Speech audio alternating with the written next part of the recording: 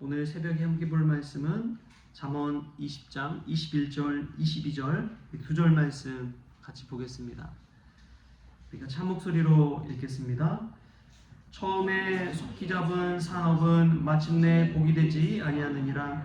너는 악을 갚겠다 말하지 말고 여호와를 기다리라. 그가 너를 구원하시리라. 아멘. 할렐루야. 오늘 새벽에 주의전에 나온 여러분들에게 하나님의 사랑과 은혜가 가득하기를 소망합니다. 급변하는 세상 속에서 세상의 가치는 늘 우리를 빨리빨리 조급하게 내 감정대로 즉시 갚으라고 그렇게 충동질합니다. 그러나 오늘 이 잠언의 말씀을 들여다보면 우리에게 멈추어서 생각하고 기다리고 신중하게 행동하라고 그렇게 이야기하고 있습니다. 오늘 21절 말씀에 보면은 처음에 속히 잡은 산업은 마침내 복이 되지 않는다고 이야기합니다. 우리가 어떠한 일을 빨리빨리 추진하는 것은 어떤 마음 때문에 그렇습니까? 빨리 성공하고 싶고 빨리 잘 되고 싶고 그런 마음이 다 있는 것이죠. 그런데 성경은 그런 것에 이 지혜를 가지고 신중하게 행동하라고 그렇게 이야기하고 있습니다. 빠른 성공이 좋을 것 같은데 그 성공과 성장은 때로는 독이 되는 법이죠. 그래서 한 통계업체에서 복권에 당첨된 사람들을 보니까 거의 70% 이상이 나중에는 패가망신한다고 그러더라고요. 복권에 당첨되면 얼마나 참 행복한 일입니까? 갑작스러운 엄청난 거금을 손에 쥐게 되는데 그럼에도 불구하고 그게 축복이 아니라 저주가 되어버리는 것이죠. 여러분에게 갑자기 100억이라는 돈이 쥐어진다면 여러분은 어떤 선택을 하겠습니까? 대부분의 사람들이 평범한 일상을 지금까지 해온 일상을 유지하지 못합니다.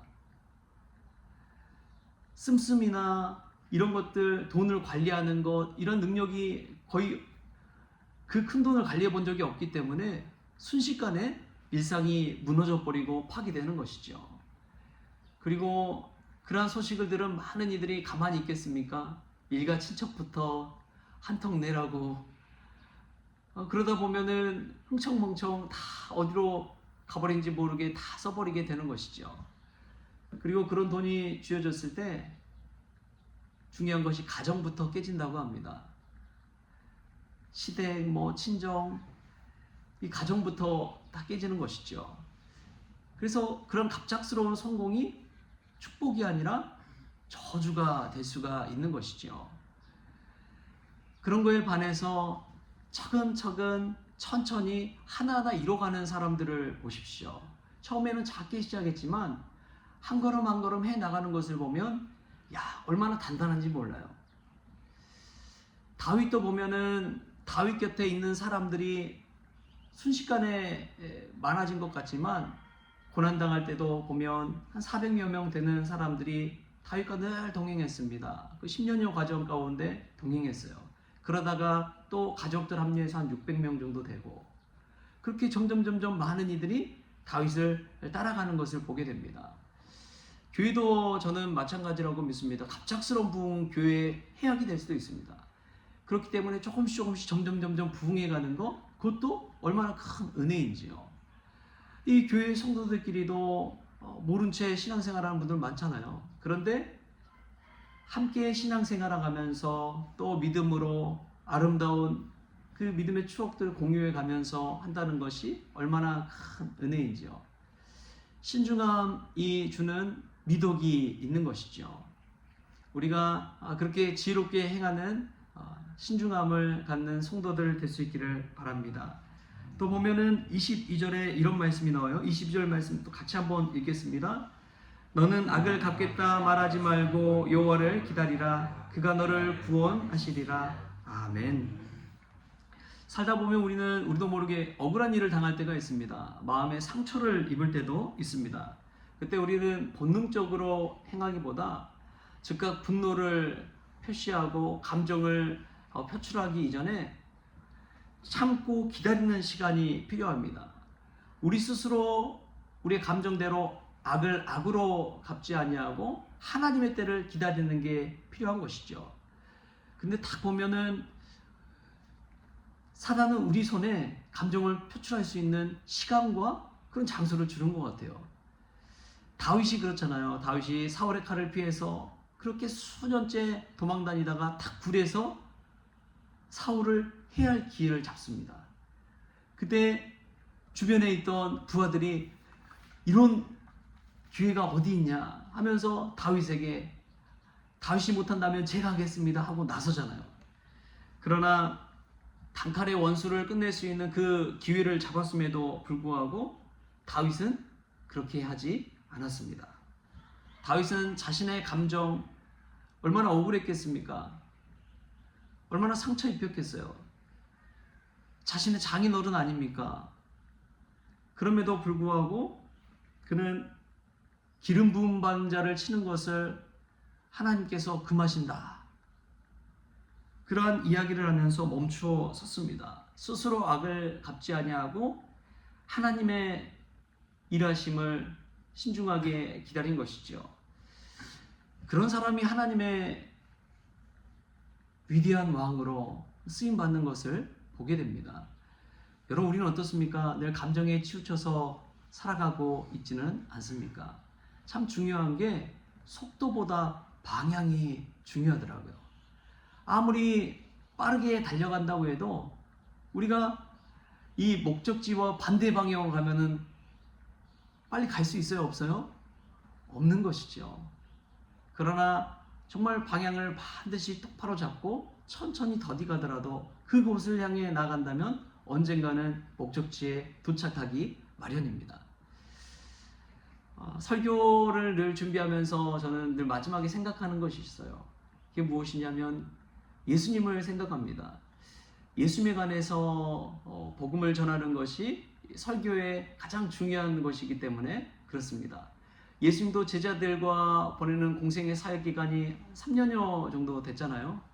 그런데 예수님의 가르침과 기적을 보면서도 제자들의 반응을 보면 제자들이 그렇게 탁월하지는 않았던 것 같습니다.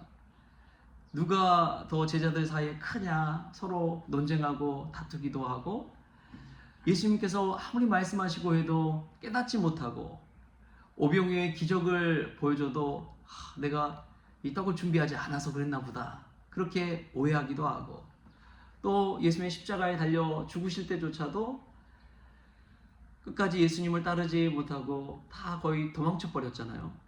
그런 제자들의 모습 보면서 예수님께서 얼마나 실망하셨을까 그런 생각을 하게 됩니다. 그럼에도 불구하고 우리 예수님은 부활하셔서 다시 제자들을 찾아주시고 사명을 맡겨주시죠. 여러분, 예수님이 얼마나 참고 제자들을 기다려줬는지 모릅니다.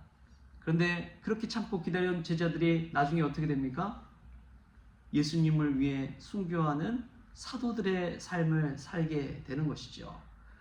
여러분, 저와 여러분도 예수님이 기다려주시는 줄 믿습니다. 저와 여러분도 참고 인내해 주시는 그 예수님이 계시다는 것을 기억하십시오. 오늘도 기도하면서 우리가 기다리는 것 같지만 저희가 기다리는 것 아니에요. 예수님이 기다려주고 계십니다. 우리가 순종할 수 있도록 우리의 믿음이 자라날 수 있도록 우리가 예수님 따라가는 예수님 방향으로 나아가는 그 시간을 기다려주고 있는 것이죠. 우리가 기도 가운데 우리를 기다려주시는 그 예수님의 은혜를 깨달을 수 있기를 바랍니다. 우리는 여전히 죄 가운데 거하지요. 여전히 미련하지요. 날마다 넘어지지요. 감정에 충동해서 분노를 표하고 속히 그냥 조급한 마음에 결정할 때도 얼마나 많습니까? 그런데 우리를 기다려주시는 예수님, 그 기다려주신 예수님의 마음에 우리가 합해서 정말 예수님의 뜻대로 예수님 방향으로 살아가는 그런 저와 여러분이 될 수 있게 바랍니다. 오늘도 조급하게 행동하지 마십시오. 감정에 치우쳐서 반응하지 마십시오. 오히려 우리를 기다려주신 예수님, 그 예수님의 뜻, 하나님의 뜻을 우리가 마음에 새기면서 스탑하고 잠깐 멈추고 주님의 뜻이 무엇인지를 돌이켜볼 수 있는 그러한 지혜로운 저와 여러분 될 수 있기를 주신 예수님의 이름으로 축원합니다. 기도하시겠습니다. 주신 하나님 감사합니다. 오늘 또 십자가 앞에 섭니다. 하나님의 말씀을 받을 때에 주님께서 우리에게 무엇을 원하는지를 깨닫게 하여 주옵소서. 속히 급히 무언가를 이루려고 성공을 향해 쫓아가기보다, 내 감정의 분노대로 행하기보다 잠깐 멈추고 예수님이 우리를 기다려주시는 그 은혜를 생각하면서 예수님 방향으로 오늘도 나아가게 하여 주옵소서. 예수님이 가장 기뻐하시는 것이 무엇인지, 또 예수님이라면 어떻게 행하셨을지를 늘 마음에 담고 행동할 수 있도록 주님께서 지혜를 덧입혀 주옵소서. 그리하여 우리 스스로가 기쁜 인생을 살아가는 것이 아니라 예수님이 기뻐하는 인생 살아갈 수 있도록 우리의 마음을 주장하여 주옵소서. 오늘 하루를 주심에 감사하며 거룩하신 예수님의 이름으로 기도하옵나이다. 아멘. 우리 주님이 가르쳐주신 기도로 오늘 새벽 기도를 마치겠습니다. 하늘에 계신 우리 아버지여, 이름이 거룩히 여김을 받으시오며 나라가 임하시오며 뜻이 하늘에서 이루어진 것 같이 땅에서도 이루어지이다. 오늘 우리에게 일용할 양식을 주시옵고 우리가 우리에게 죄진 자를 사하여 준 것 같이 우리 죄를 사하여 주시옵고 우리를 시험에 들게 하지 마시옵고 다만 악에서 구하시옵소서. 나라와 권세와 영광이 아버지께 영원히 있사옵나이다. 아멘.